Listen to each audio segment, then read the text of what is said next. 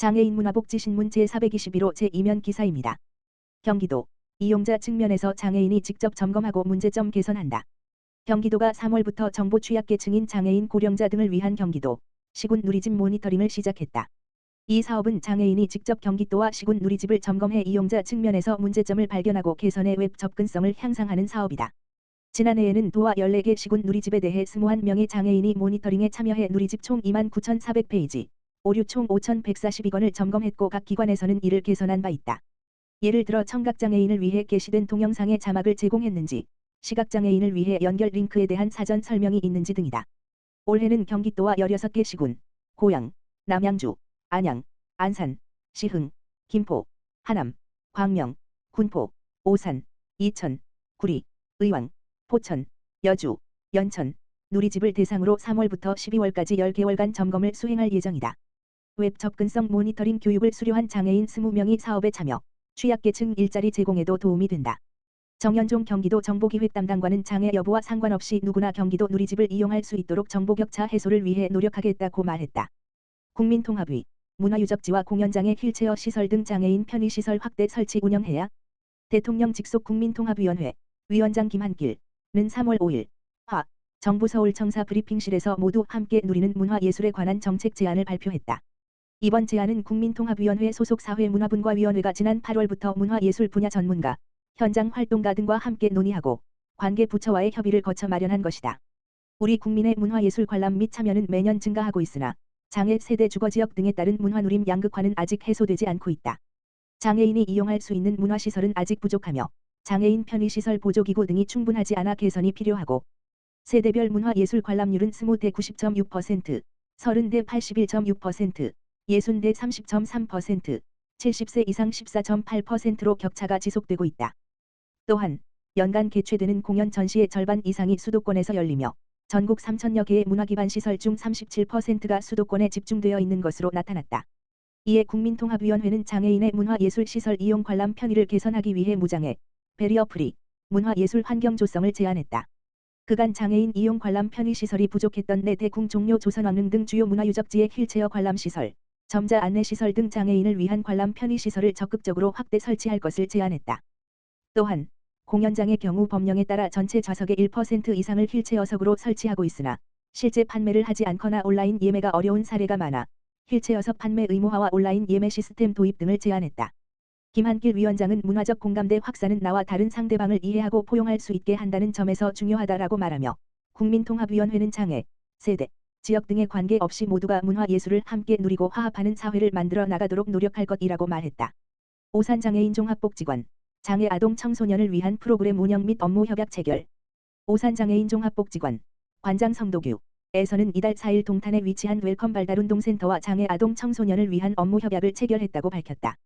오산장애인 종합복지관과 웰컴 운동발달센터는 오산시 거주 장애 아동 청소년 대상 장애 유형별 특성과 기능 수준을 고려한 맞춤형 신체활동 처방을 계획할 수 있는 종합평가 페프스티 검사를 실시하여 신체 인지기능 향상을 지원할 계획이다.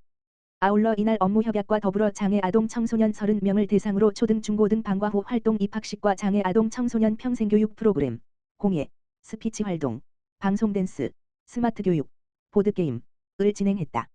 방과 후 활동은 학기 중 장애 아동 청소년의 개인별 욕구에 맞는 개별화 지원 계획을 수립하여 주 3회 신체활동, 일상생활 및 사회기술훈련, 진로탐색, 특별활동 등으로 구성하여 진행할 계획이며 방과 후 활동을 통해 장애 아동 청소년의 신체적 사회적 정서적 능력 향상 및 주 양육자의 양육 부담을 완화하고자 한다. 또한 장애 아동 청소년의 자기결정권을 존중한 평생교육 프로그램은 3개월 기수별로 진행하며 평생교육 프로그램을 통해 다양한 경험을 제공할 계획이다. 장애인 먼저 실천운동본부 유아를 위한 장애이해 교육 콘텐츠 춤추는 민지 배포. 장애인 먼저 실천운동본부 이사장 이수성은 2024년 유아를 위한 장애이해 교육 콘텐츠 춤추는 민지를 29일부터 인터넷을 통해 배포했다. 유아를 위한 장애이해 교육 콘텐츠는 2019년부터 교육부와 공동으로 현직 교사들이 참여하여 유아의 올바른 장애이해 교육을 위해 제작되고 있으며 현재까지 총 6편의 콘텐츠를 배포했다. 2023년 콘텐츠 안내견과 함께 걸어요를 통해 안내견에 대해 올바른 정보와 에티켓을 배웠으며 전국 유치원생 수의 약 80%, 42만 1968명, 가장애이해 교육 자료로 활용했다. 올해 제작된 춤추는 민지, 러닝타임 6분 23초, 인공와우를 착용한 민지와 차탄과 친구들이 댄스대회 준비 과정에서 일어나는 에피소드로 인공와우 에티켓과 청각장애인과 다양한 소통 방법을 담아냈다. 그리고 헬로 갑옷과 공동 제작해 교육 효과를 높였다. 또한 콘텐츠 시청 후 교사들이 활용할 수 있는 다양한 교육 자료, 인공와우 에티켓 미로 찾기, 수업 합업 카드, 몸으로 말해요 게임 등과 가정통신문도 함께 배포하여 장애인의 날개기 교육으로 사용할 수 있도록 했다. 한편 춤추는 민지 콘텐츠 시청과 활동 자료는 장애인 먼저 실천운동본부 홈페이지에서 내려받기 할 수 있다. 산림청 국립수목원, 연초 사회복지시설의 사랑 나눔 문화 실천. 산림청 국립수목원, 원장 이명석, 은 2월 28일, 수. 지역 청각 및 언어장애인 거주 복지시설인 포천 운보원에 생활물품을 전달하면서 사회적 약자를 위한 지역 위문 활동을 펼쳤다. 지난 19일부터 7일간 국립수목원에서는 내부 직원들을 대상으로 자발적 모금 활동을 진행하였다. 이를 통해 얻은 성금으로 포천 운보원에서 요청한 물품인 노래방기기 및 생활물품을 구매하여 전달하였다. 이번 위문 활동으로 전달된 노래방기기는 복지시설 내 이용인들에게 여가활동, 청각 및 언어장애인의 의사소통과 언어구사 능력 향상에 활용되어 이용인들의 잠재 능력 개발 및 심리안정에 도움을 줄 것으로 기대된다.